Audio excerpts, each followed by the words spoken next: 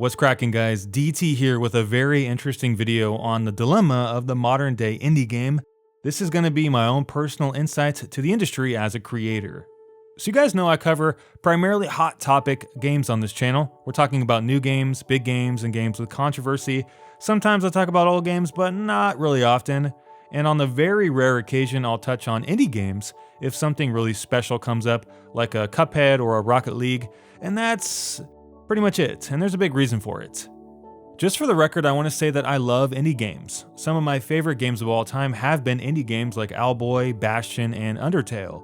But the sad truth is that I, alongside others who do video essays in the same style as me, we just can't really afford to cover them very often, and that has a huge effect on the success of the modern day indie game.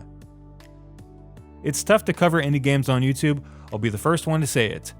YouTube is a platform where people get paid more for getting more viewership, so it's important to create videos that you're both passionate about and that have the chance to be discovered by people, and that can only happen if those people are looking for that content. Most people want the hot game and the hot controversy, the shocking news story, the review of the brand new Mass Effect, the deep dive retrospective on Dark Souls, or the video on why EA sucks. Usually, negativity sells, especially when it's tied to a brand new AAA video game. Trends come and go with hot topics and people follow them, and the big games and the big controversies bring that big excitement. The new AAA game / controversy is often an event of epic proportions that everyone just jumps on. YouTube is like any media outlet, you focus on what's topical, and if you don't, you're kinda often left in the shadows. Of course, there will be some exceptions to this, but those individuals are few and far between, very far between. The goal of a channel like mine is to bring something unique to the table, yet focus the discussion around those hot ticket items. It's a way I can be both creative and ensure viewership and discovery at the same time. Indie video games are often undiscovered gems, so the process of featuring an indie game on a channel means that often you're the only one covering it. Meaning, you will be the discovery outlet for that game, and if no one is looking for it or if you're not big enough, the discovery will never happen and you've wasted all that time. For instance, when For Honor came out last February, it was much easier to cover that game over a Night in the Woods, or Mass Effect Andromeda versus any indie game that came out in March. Yeah, you could talk about space jammers, but not very many people would watch your video, or you could talk about what people were actually wanting to watch, Mass Effect Andromeda. One of the benefits of covering topical games is that you can get lots of ancillary viewership from other channels that are featuring the same game, especially on that suggested feed. The more people talk about one specific game or controversy, the more offhand viewership you can get in association. This doesn't happen if you're the only one talking about an indie game, for example. One of the other things people don't stop to think about is that not everyone who subscribes to a channel watches every video. For example, IGN has 9 million subscribers and they are lucky if they hit 40,000 views per video. That means 0.44% of their subscribers watch their videos. And the same trend is seen on many media channels. For other channels under 500,000 subs, I've calculated that about 10 to 15% of their subscriber base should be watching their videos. For example, if you have 500,000 subscribers, you should be happy with about maybe 75,000 views per video.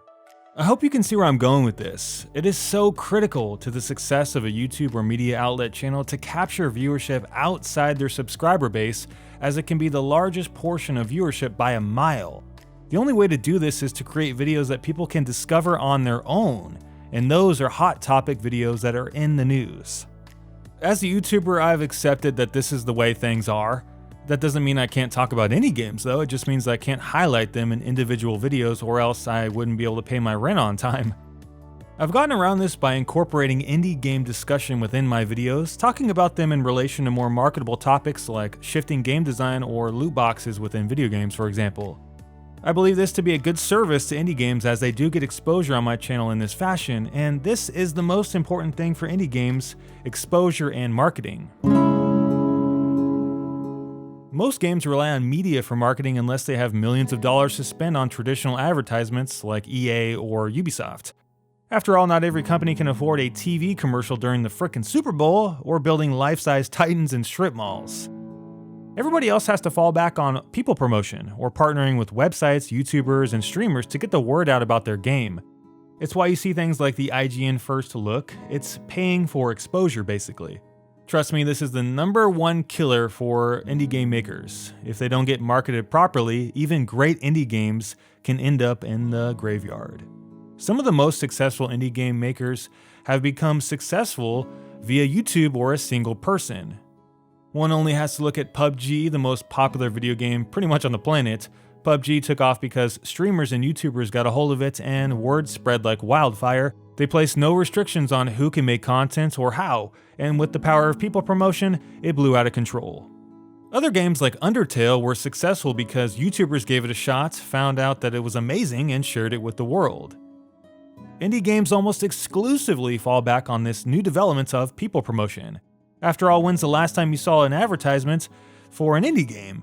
Probably never, but I'm willing to bet you've seen one for Call of Duty.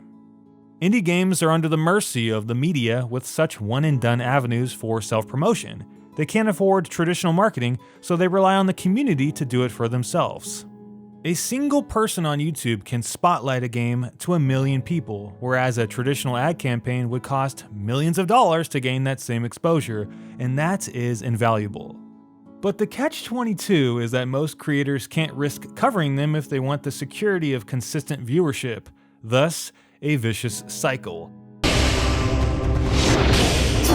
Indie games need to be promoted by people, but people can't afford to promote them. So in an industry that has handfuls of games released every day, it's easy to see that indie games can just get lost in the big mess of gaming. It's a small fish in a big pond syndrome. Thousands, if not tens of thousands of games release each year, big, small, mobile, free, or indie. You cannot simply release a $10 video game in 2018 and expect people to be able to find it. We've all experienced that dreaded Steam store meltdown at one point. It's like looking for a needle in a haystack, that is. There are so many games to filter through and you just can't find the one you want half the time. Making an innovative, quality indie game with a small budget and a small team is incredibly difficult, I'm sure, but that must be only half the battle. The real challenge is actually getting your game to sell and in the hands of players. I receive several emails every day by all manner of developers and publishers to feature their games on my channel, even though I don't have a particularly big channel. In the past, I have done a pretty good job at picking out the good ones and featuring them. I've done reviews of Owlboy and Icy, discussions surrounding Fury, Osiris, and some of the Warhammer games, and I've even done the early access thing with games like Crosscode and Everspace. All of those games were fantastic, but it's not like I could generate any meaningful salary talking exclusively about indie games. So I've transitioned to bringing up those games in discussion videos focused around broader topics, such as why some of those games are sometimes better designed than their more expensive counterparts. Or I'll talk about a game like Invisigun Heroes in my For Honor video to make a reference towards relativity in game sales. But the truth is, while indie games are really fun sometimes, they just don't have that blockbuster anticipation and excitement that a AAA game brings to the table. It's like an electricity that makes people excited, like talking about the upcoming Anthem or the success of GTA 5, or exploring a weird game like Persona 5, or the new Battlefront 2, for better or worse. I don't think you can really get those kind of buzzes with indie games, and I say that with sadness. Very rarely does the indie game go viral. I think Cuphead is the only indie game that had more attention surrounding it than any other games in September of last year, except maybe Destiny 2. It beat out Warhammer, Project Cars 2, Dishonored, Divinity, and Infinite, and being just more in the spotlight than any other game, and those games cost way more money than Cuphead. That is so rare that it's not even rare, it's like seeing a UFO rare. Of course, PUBG is another example if you want to call that an indie game. The point is, the viral indie game story is an uncommon occurrence. But this is not the case with AAA games. Most big games have huge amounts of hype surrounding them, so much in fact that it is so easy to talk about them instead, even if they are crappier games. It doesn't matter if they're good or bad, open world, linear, or predatory, the AAA game has more money, more hype, and more energy behind it. All of this gets converted into potential for a YouTuber to make a living. It's basically guaranteed viewership regardless if the game or the video is shit or not. This is the state of YouTube where it's just smarter to jump on the train that's riding the more lucrative track. I want to do my best, and I have been, to try to showcase the best possible games on my channel, but sometimes that means I have to talk about indie games within the framework of a more marketable video. For those who watch my videos in entirety, you know that I do talk about a lot of cool small games and weave them into various mainstream topics. The fantastic thing is, it forces me to get creative and deliver discussions that are unique and exclusive to my channel, so I believe it to be a good service in the end and have a good side effect on the final product of my application of presenting indie game material in marketable videos. I can't speak for any other channel, but from what I've seen as a creator, it will only get much harder in the future for the average indie game to get the attention they so often desperately deserve on channels. Indie games live and die by their exposure on social media, games media, Twitch, and YouTube. But very often it's not smart to cover them and give them that spotlight. Another reality is that often people would rather have us cover more popular games anyway. So if you can't get the same viewership, and the games can't generate it on their own, it becomes a lose-lose for indie games when all is said and done, and that is the sad truth for indie games right now.